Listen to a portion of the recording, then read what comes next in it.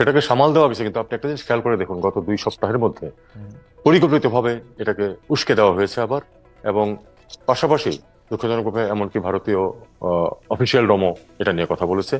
মিডিয়াতে তো এটা নিয়ে তোলপাড় চলছেই। আর যে সংগঠনগুলো, আমি যেটা বলছি, যে সংগঠনগুলো, ভারতীয় যে সংগঠনগুলো, হিন্দুত্ববাদী সংগঠনগুলো জড়িত, তাদের কিন্তু বিশ্বব্যাপী তাদের রিচ আছে।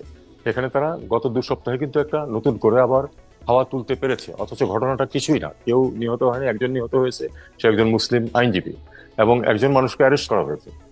এটা নিয়ে এত বড় তোলপাড় সমস্ত পৃথিবীতে হওয়ার কোনো কারণ নেই, যদি ডেলিবারেটলি করা না হতো। এটা ডেলিবারেটলি এটাকে আহ, মানে একটা ভেটাহুতি দেওয়া হয়েছে, এবং সমস্ত পৃথিবীতে এটা নিয়ে ক্যাম্পেইন চালু করা হয়েছে, আহ, যেটার কথা আমি বলছিলাম। এবং এটা উদ্দেশ্য প্রণোদিত ভাবে করা হয়েছে, তাতে কোনো সন্দেহ নেই। এমন নয় যে আমরা আহ, এই ব্যাপারে নতুন করে কিছু মানে আমরা পুরোনো যে সমস্যাগুলি ছিল সেটাকে আমরা সামাল দিতে পারিনি।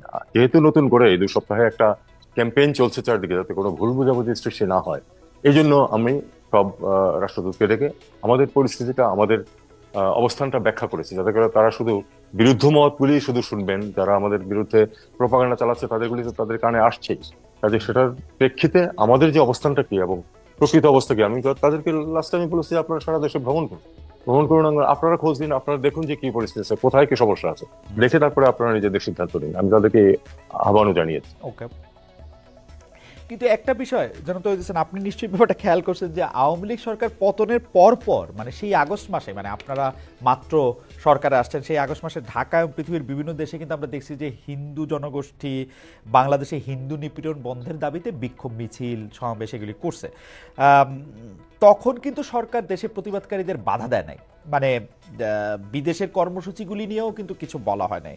কিন্তু এখন বিষয়টা নিয়ে আপনারা একটু এক্সট্রা উদ্বিগ্ন, সেইটা কেন? এবং আপনি যে উস্কানির কথা বলতেছেন যে পরিকল্পিতভাবে উস্কে দেওয়া হচ্ছে, সে পরিকল্পিতভাবে উস্কানিটা দিচ্ছে কারা? মানে আপনি কাদেরকে আসলে বলবেন? দেখুন, প্রথমে যে অবস্থাটা ছিল সেটা নিয়ে আমরা কোনো কিছু বলিনি, এই কারণে যে আসলে দুই একটা ঘটনা যে ঘটনা তা তো না, আমি সেটা প্রথমে স্বীকার করে নিয়েছি। কিন্তু সেটাকে কিন্তু আমরা নিয়ন্ত্রণে নিয়ে আসতে পেরেছি, এবং চূড়ান্ত বিচারে দেখা গেছে আসলে এটাতে কোনো ধর্মীয় ওভারটোন ছিল না, আসলে এটা পুরোপুরি ছিল রাজনৈতিক।